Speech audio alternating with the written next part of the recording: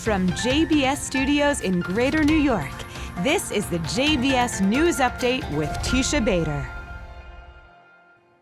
I'm Teisha Bader with the JBS News Update for Thursday, June the 11th, 2020. Israel's President Rivlin held a video conference with Jewish community leaders from across the United States yesterday to address a number of issues, including racism, anti-Semitism, and facing the continued threat of the coronavirus pandemic. Rivlin said the situation with the pandemic demanded now more than ever being there for each other. He said we shall build new bridges of understanding and give practical expression to our values of alvut hadadit, mutual responsibility, and achdut, unity, among the entire Jewish family.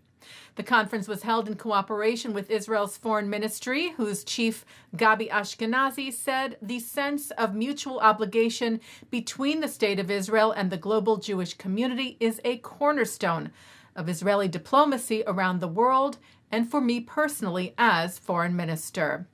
The American Jewish leaders on the video call included CEO of the Conference of Presidents of Major American Jewish Organizations, William Daroff, President and CEO of Sinai Health System, Chicago, Karen Teitelbaum, President of the Union for Reform Judaism, Rabbi Rick Jacobs, and President and CEO of the Jewish Federations of North America, Eric Fingerhut.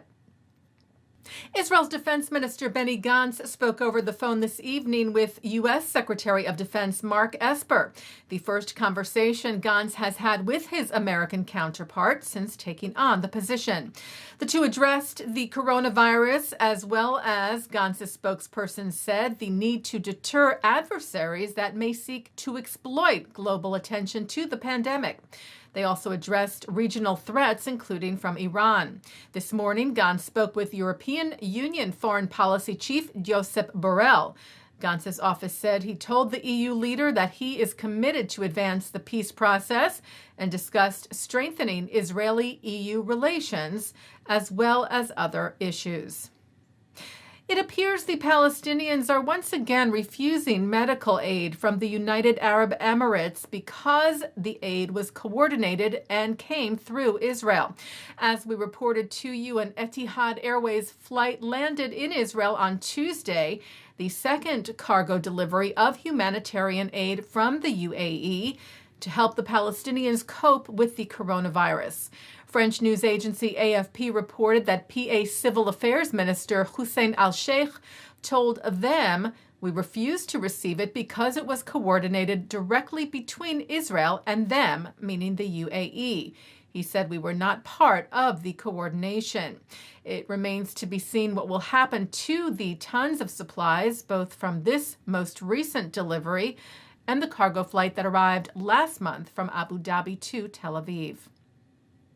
Well, efforts continue in Lithuania to try and preserve a 500-year-old Jewish cemetery and prevent the construction of a new convention center at the site. The Allgemeine reports there are now over 50,000 signatures on a petition started by Vilnius native Ruta Blostein to protect and restore the old Šnipiškės Jewish cemetery in the capital.